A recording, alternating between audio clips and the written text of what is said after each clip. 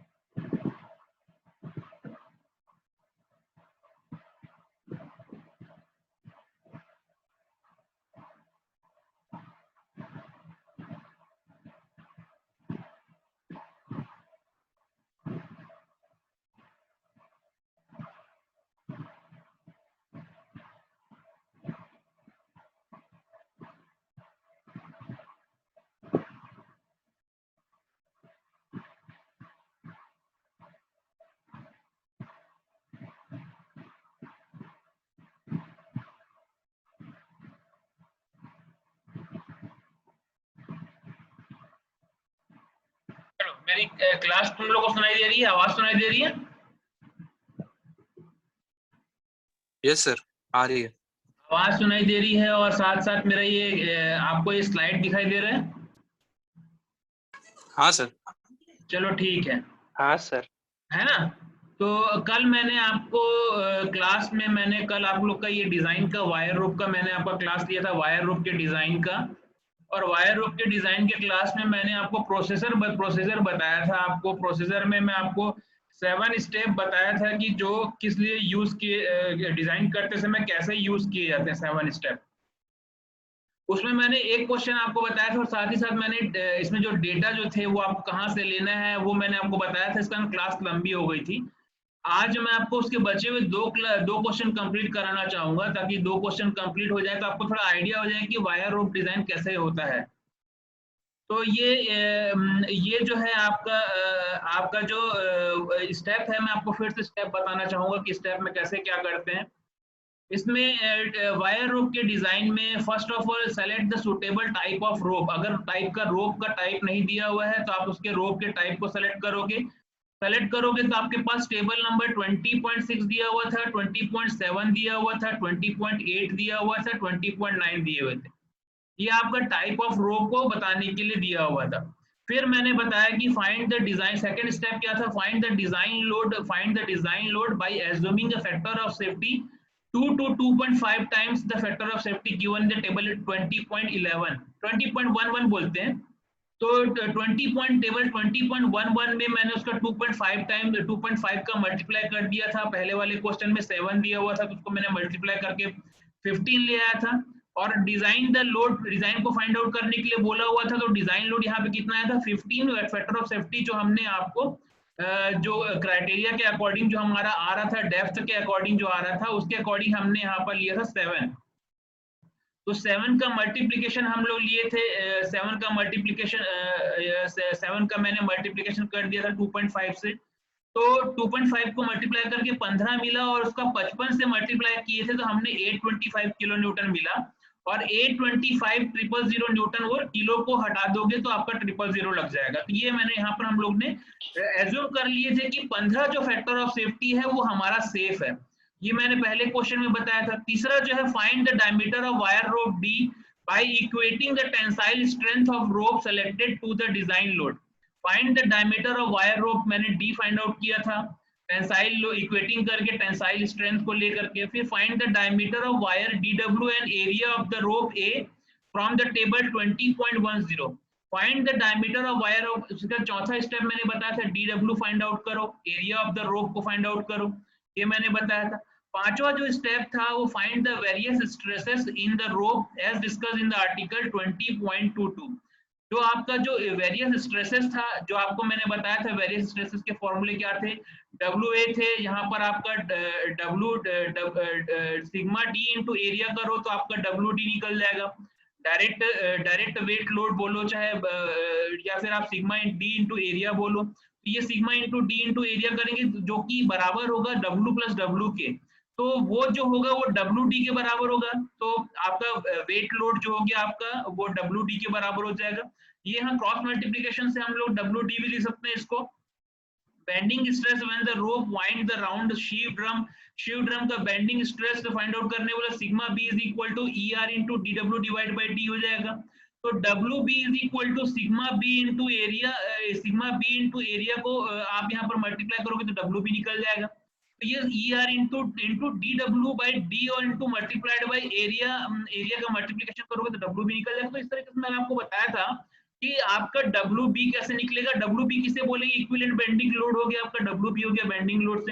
तो ये आपका जो W stresses during the starting and stopping के टाइम पर WA आपको फाइंड आउट करने बताया था।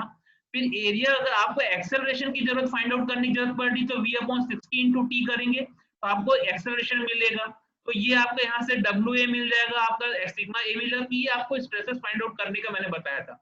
फिर आपका जो स्टेप था इफेक्टिव स्ट्रेस को फाइंड आउट करने बोल रहा। अगर effective stress in the rope during the normal working पर है sigma D into sigma B. अगर सिग्मा डी है तो WB load is equal to stress upon area होता है, या load per unit area is equal to stress होता है। तो स्ट्रेस इंटू एरिया करोगे तो लोड हो जाएगा। याद रखना लोड पर यूनिट एरिया जो होता है वो आपका स्ट्रेस होता है। तो ये सिग्मा डी है, इसकी क्रॉस मल्टीप्लिकेशन से हम WD फाइंड आउट कर सकते हैं, WB फाइंड आउट कर सकते हैं। मैं आपको ये बताना चाह रहा हूँ। अगर मैं यहाँ पर देखता हूँ effective stress in the rope during the starting जो है वो WST, अगर मेरे को आपको यहाँ पर WST find out, starting load पर आपका वर्किंग लोड फाइंड आउट करना है तो WST plus WB find out करेंगे। Effective stress in the rope during the acceleration of the load find out करना है तो WD plus WB plus WA find out करेंगे तो आपका effective working load, effective weight find out किया जाता है, effective load during the rope during the acceleration find out किया जाता है WD का। मैं आपको ये बता रहा हूँ कि फॉर्मूला के अगर आपको यहाँ पर अगर फाइंड आउट करना है कि WD कहाँ यूज करना है, WB कैसे यूज हो रहा है, ये आपको क्वेश्चन में देखने को मिलेगा। तो ये हम अभी क्वेश्चन देखेंगे तो उसके अकॉर्डिंग हमको पता चलेगा कि कहाँ पर आपका WD हो रहा है, कहाँ पर आपका WB हो रहा है। अगर WD plus WB plus WA बोल रहे हैं यानी कि effective load on the rope during the acceleration बोल रहा है। इफेक्टिव लोड आपका जो होगा, जो वर्किंग लोड जो होगा, जो भी हम यहाँ पर देखेंगे क्वेश्चन में, तो कहाँ कहाँ पर कैसे कैसे यूज कर रहे हैं, तो ये मैंने आपको बताया था कहाँ से कैसे यूज हो रहा है। तो क्वेश्चन नंबर 2 देखते हैं। An extra flexible 8 cross 19 plow steel wire rope of 38 mm diameter is used with a 2-meter diameter hose drum to lift the 50 kilonewton of the load. Find the factor of safety. Factor of safety find out करो बोल रहा है यहाँ पर आपका ratio, bracket में दिया हुआ ratio of the bending load to the maximum working load, breaking load to the maximum ratio of the factor of safety का यहाँ पर ब्रैकेट में दिया हुआ है कि ratio of the breaking load होता है, breaking load to the maximum load, तो वो हो जाता है आपका यहाँ पर फैक्टर ऑफ सेफ्टी।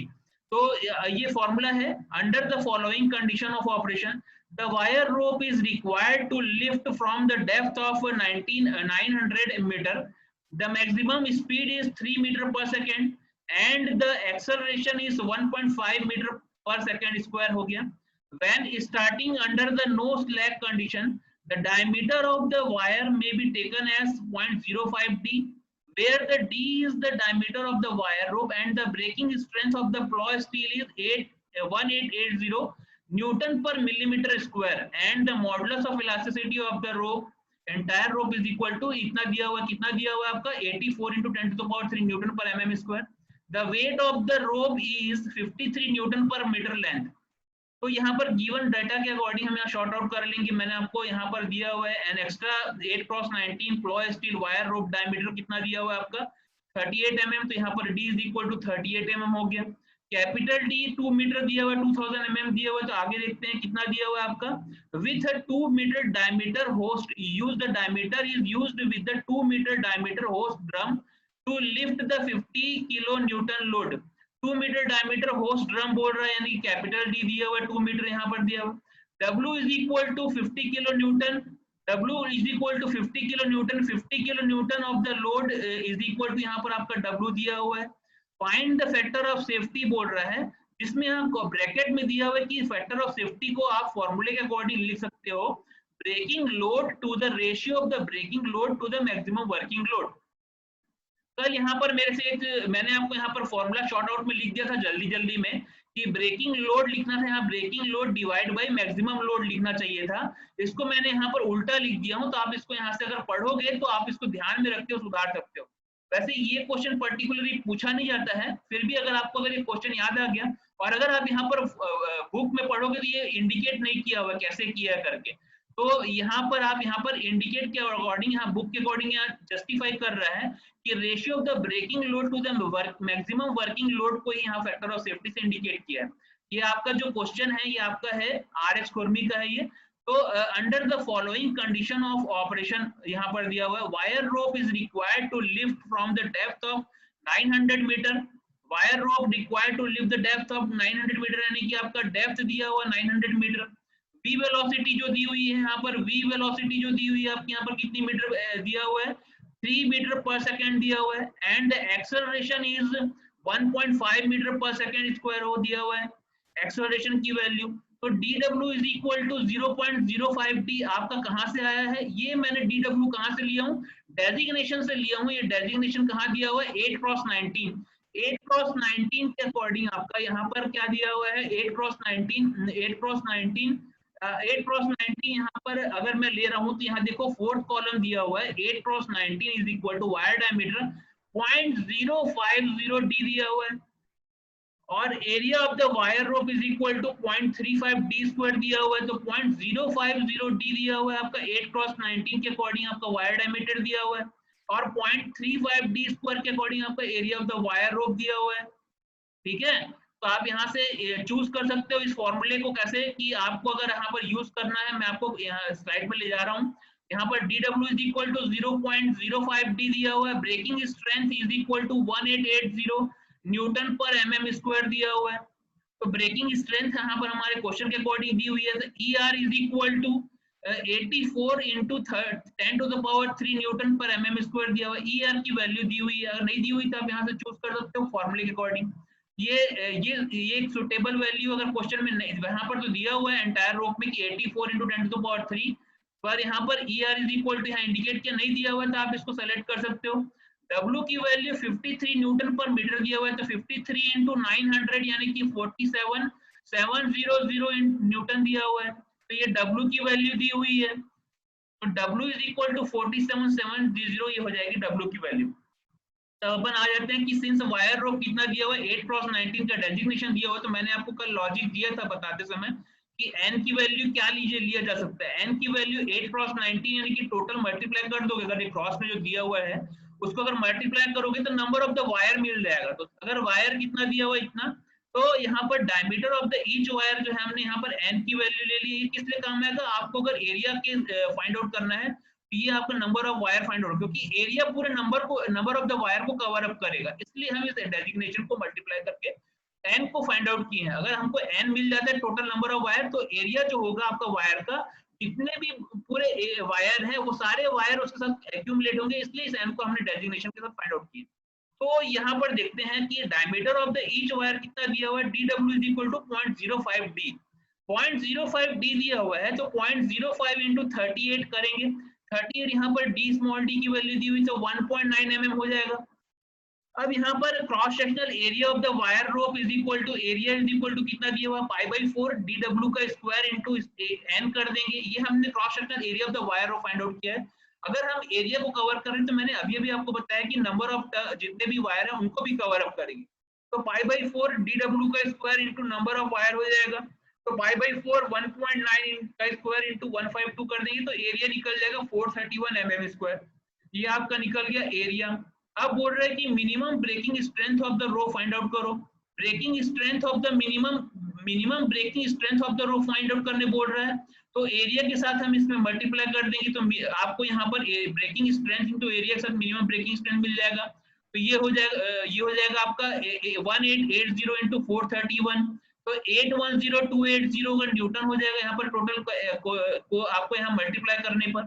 अब हम जानते हैं कि bending stress is equal to sigma B is equal to ER into DW/D होता है, तो सिग्मा बी यहाँ से 84 into 10 to the power 3 into 1.9 हो जाएगा, तो डिवाइड बाई अगर हम 2000 कर देंगे तो यहाँ से आपका D यहाँ पर पुट अप कर देंगे, तो यहाँ से कितना वैल्यू आ जाएगा 79.8 न्यूटन पर mm स्क्वायर मिल जाएगा। ये आपकी सिग्मा बी की वैल्यू है। Equivalent bending load of the rope बोल रहा है, यानी कि WB is equal to sigma B into area हो जाएगा। तो सिग्मा बी आपका वैल्यू मिला है कितना 79.8 मिला हुआ है, उसको एरिया से मल्टीप्लाई करेंगे तो 431 मिल जाएगा, तो टोटल कितना मिला आपका 34390 newton. Additional load due to the acceleration of the load lifted and rope दिया हुआ है, तो एडिशनल लोड का फॉर्मूला मैंने आपको बताया था, W plus W divided by G into इसमें एक्सेलरेशन। यहाँ से अब W आपका कैपिटल W इस क्वेश्चन के अकॉर्डिंग कितना दिया हुआ है, आपका कैपिटल W की वैल्यू कैपिटल W हमने यहाँ से कितना फाइंड आउट किया 50,000 मिल गया आपका कैपिटल W। यहाँ पर कैपिटल W की वैल्यू दी हुई है 50 किलो न्यूटन, यानी कि 50,000 न्यूटन दिया हुआ है, तो ये कैपिटल W की वैल्यू दी हुई है। स्मॉल W की वैल्यू दी हुई है 47 इंटू 700, ये स्मॉल W की वैल्यू गिवन है आपकी यहाँ पर, तो यहाँ से 47 मिल गया into acceleration is equal to 1.5 हो गया, divided by G is equal to 9.81 मिल गया, यानी कि यहाँ से हमको WA की वैल्यू मिल गई 14940 न्यूटन, ये हमारा WA की वैल्यू मिल गई।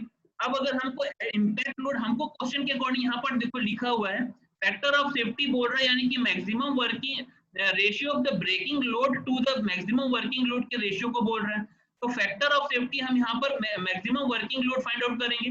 मैक्सिमम वर्किंग लोड के धीरे धीरे पहुंचते कितना होगा, impact load during the starting when there is no slackness in the rope दिया हुआ है, तो WST is equal to 2 into capital W plus W दिया हुआ है is equal to 2 into 50,000 plus 47700। आप यहाँ पुट अप करोगे तो आपको यहाँ पर आपका कितना मिल जाएगा, इम्पैक्ट लोड ड्यूरिंग स्टार्टिंग मिल गया। तो ये मैंने कहाँ से WST फाइंड आउट कर दिया, WA हमने फाइंड आउट कर दिया, WB हमने फाइंड आउट कर दिया। अब यहाँ पर देखते हैं कि effective load on the rope during the normal working is equal to effective load कितना हो जाएगा, आपको मैंने अभी अभी बताया कि sigma D plus sigma B मैंने बताया था इफेक्टिव लोड होता है स्ट्रेस का, इफेक्टिव स्ट्रेस का। तो अगर मैं इफेक्टिव लोड बोल रहा हूँ on the rope during the normal working में बोल रहा हूँ इफेक्टिव लोड, तो सिग्मा डी इंटू जो आपका यहाँ पर लोड पर यूनिट एरिया को बोलते हैं वर्किंग लोड बोलते हैं, load is equal to load per unit area is equal to stress होता है।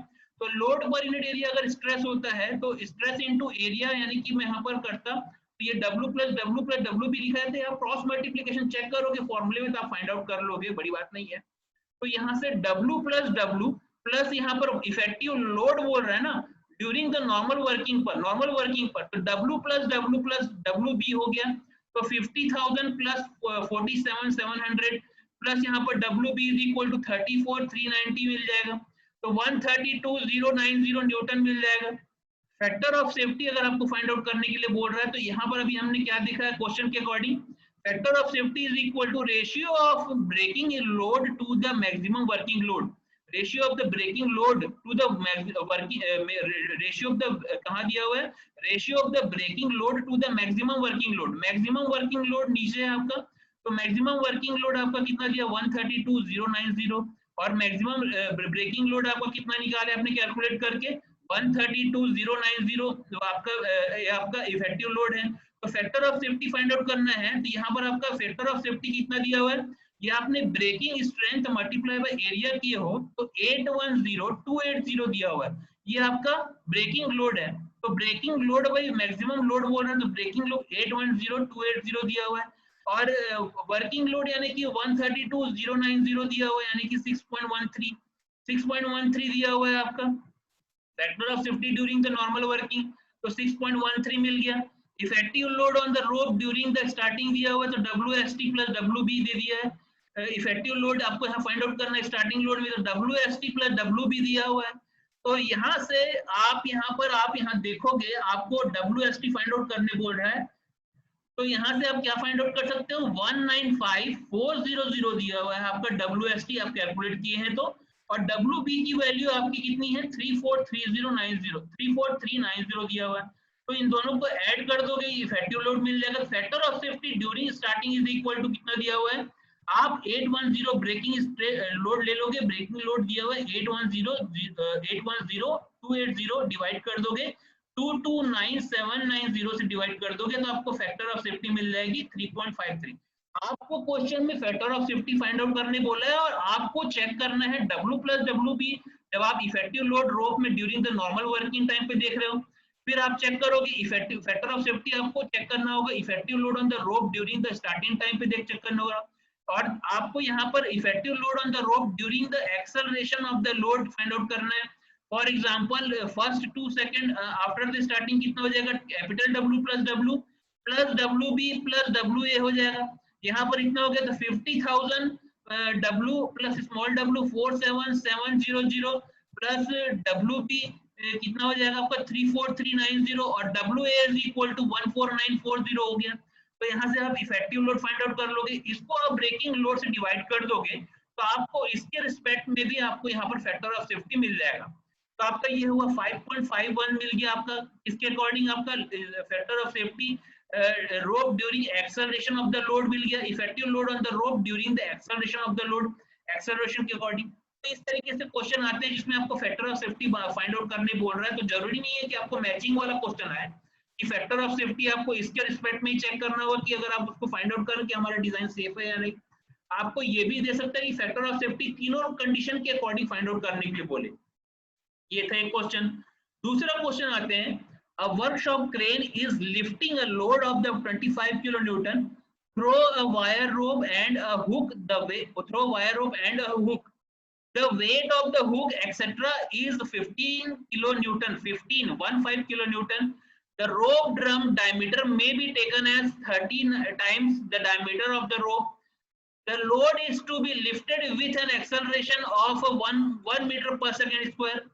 Calculate the diameter of the wire rope. Take a factor of safety of 6। यहाँ पर आपको लेने के लिए बोल रहा है फैक्टर ऑफ सेफ्टी, बोल रहा है याद रखो कि कैलकुलेट क्या करने बोल रहा है, बोल रहा है calculate the diameter of the wire rope find out करने बोल रहा है आपको, ठीक है। तो diameter of the wire rope find out करोगे तो यहाँ पर फैक्टर ऑफ सेफ्टी लेने बोल रहा है 6 लेने बोल रहा है, and the Young's modulus for the wire rope is equal to 80 kilonewton per mm square. The ultimate stress may be taken as 1800 megapascal.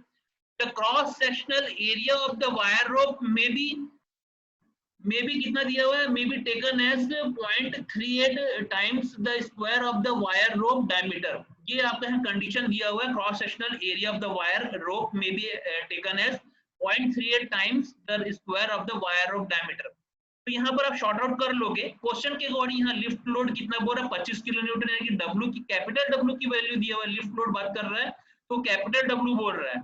अब यहाँ पर देखो rope and hook, the weight of the hook बोल रहा है that is equal to 15 kilo newton, तो small W 15 kilo newton लेंगे. D is capital D is equal to 30 D दिया हुआ है, तो acceleration is equal to 1 metre per second square दिया हुआ है. ER is equal to 80 kilo newton per millimetre square दिया हुआ है.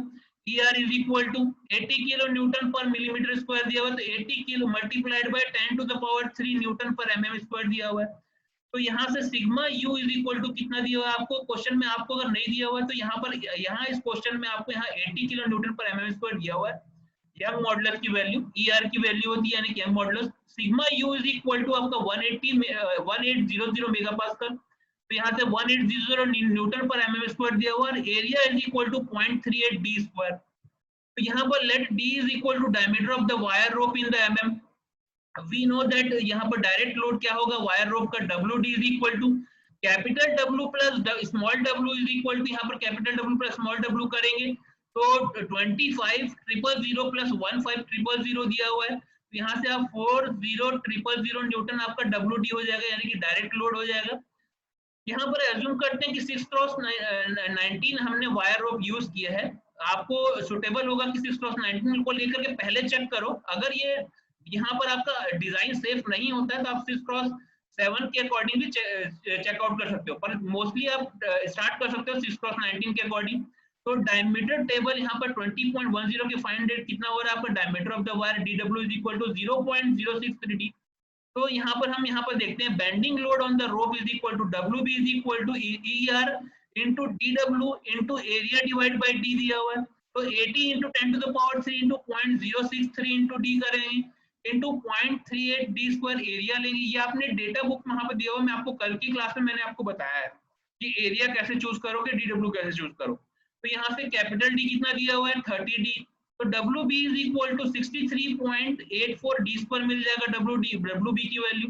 अब यहाँ पर load on the rope due to acceleration देख रहे हैं, तो WA is equal to acceleration के अकॉर्डिंग फॉर्मूला है W plus W into acceleration divide by G, तो 25000 प्लस 15000. एक्सेलरेशन यहाँ पर 1 है क्वेश्चन के अकॉर्डिंग. यहाँ पर आपका जो G कितना दिया हुआ है ये आप जानते हो, ग्रेविटी के अकॉर्डिंग आपका एक्सेलरेशन 9.81 होता है. तो WA कैलकुलेट करोगे 4080 न्यूटन.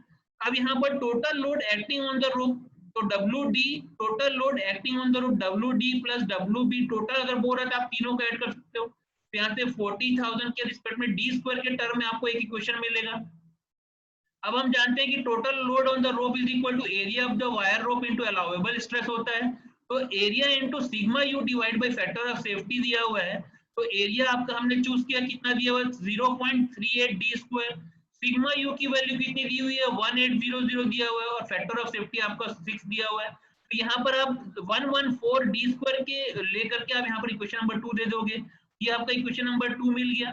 ये क्वेश्चन एक थोड़ा सा डिफरेंट क्वेश्चन था जिसमें एरिया ऑफ द वायर रोप और अलाउएबल स्ट्रेस को लिया हुआ है, उसके टर्म में टोटल लोड मान रहा है. ये टोटल लोड का फॉर्मूला भी होता है, या मान सकते हो वायर रोप के अकॉर्डिंग ये टोटल लोड इतना हो जाएगा.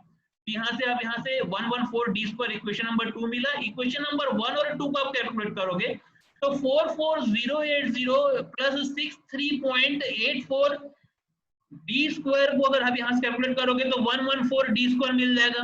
यहाँ से d square is equal to 44080 और यहाँ पर 114 माइनस 63.84 मिल जाएगा. इसको जब आप d को यहाँ पर रूट को यहाँ ट्रांसफर करोगे तो यहाँ पर 29.6 मिल जाएगा. तो ये आपका इतना आपका d फाइंड आउट हो गया. तो ये आपको क्वेश्चन में फाइंड आउट करना था जिसमें आपको d फाइंड आउट करना था, d find out diameter, calculate the diameter of the wire rope find out करना था. ये क्वेश्चन का पैटर्न था जो मैं आपको बताना चाह रहा था वायर रोप डायमीटर के लिए। ये आपको नॉलेज के लिए बहुत जरूरी है।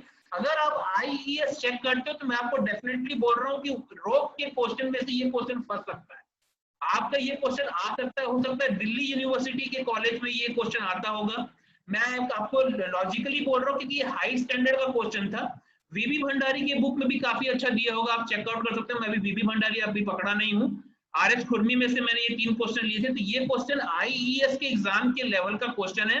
और मैं आपको बोल सकता हूँ पिछले 10 साल के क्वेश्चन पेपर में दो बार जरूर आया होगा ये इस टाइप के क्वेश्चन के पैटर्न। तो ये मैं आपको बताना चाह रहा था, ये जो क्वेश्चन थे काफी इंपॉर्टेंट थे। तो ये क्वेश्चन आपको बनेगा,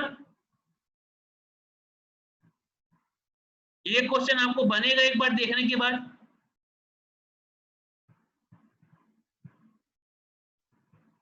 आवाज क्लियर आ रही है? हाँ सर आ रही है। Yes sir, yes sir. Ismail तुमसे ये बनेगा ये आपको, अगर ये क्वेश्चन एक बार देखोगे चेक करोगे तो? यस सर, ट्राई करने पर आ सकता है। आईएएस की पैटर्न का क्वेश्चन है ये।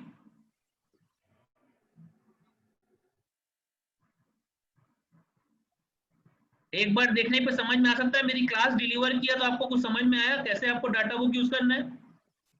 Yes sir, yes sir. चलो ठीक है, शुभोदीप को तो समझ में आया ही होगा। वो काफी कंसंट्रेट होकर के देखता है जहां तक। क्यों शुभोदीप, आपको समझ में आई है क्लास? हाँ सर आ रही है।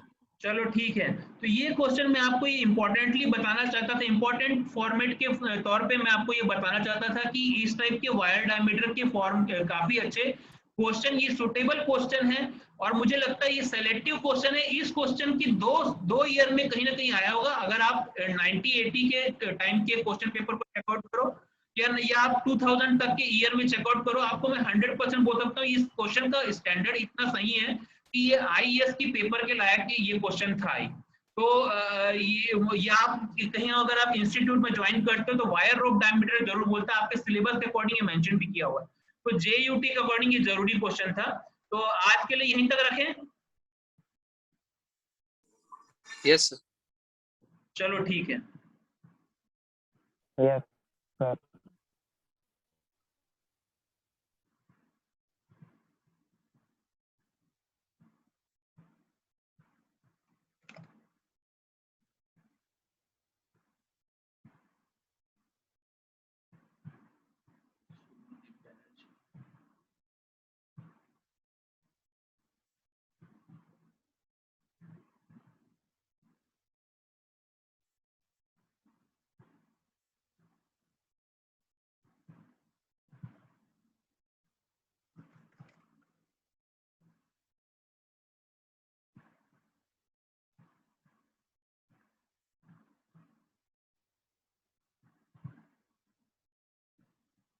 दीपक साहू, चलो ठीक है। तो ये मेरे को आपको 2 क्वेश्चन बताना था। यहाँ पर आपका वायर रोप कंप्लीट हो गया है और इसके बाद मैं आप लोग को चैन ड्राइव को मैं आपको वीबी भंडारी से पढ़ाना चाहूंगा। वीबी भंडारी की बुक मैं आपको ऑलमोस्ट 20 तारीख के बाद बता दूंगा, या हो सकेगा तो जब मैं आऊंगा तो बता दूंगा। वो टॉपिक हम लोग का कवर हो जाएगा। यहाँ पर आपका मैं कल स्टार्ट करूंगा क्लच आप पढ़ेंगे, क्लच के साथ हम लोग इनिशिएट करेंगे। अभी अगर मन किया तो मैं कल भी आपका क्लच स्टार्ट कर दूंगा, नहीं हुआ तो इसकी जो नेक्स्ट टर्न पड़ेगा मंडे की क्लास में मैं आपको क्लच स्टार्ट करूंगा, नेक्स्ट यूनिट स्टार्ट करेंगे। तो एक यूनिट आपका ऑलमोस्ट कंप्लीट हो गया है आपका डिजाइन ऑफ ट्रांसमिशन सिस्टम में से, जिसमें मैंने आपको, आप देख ही रहे हो कि मैंने इसमें आपके लिए मैंने वायर रोप से स्टार्ट किया, design of rope pulley, flat pulley से स्टार्ट किया था। तो ये पूरे एक काफी अच्छा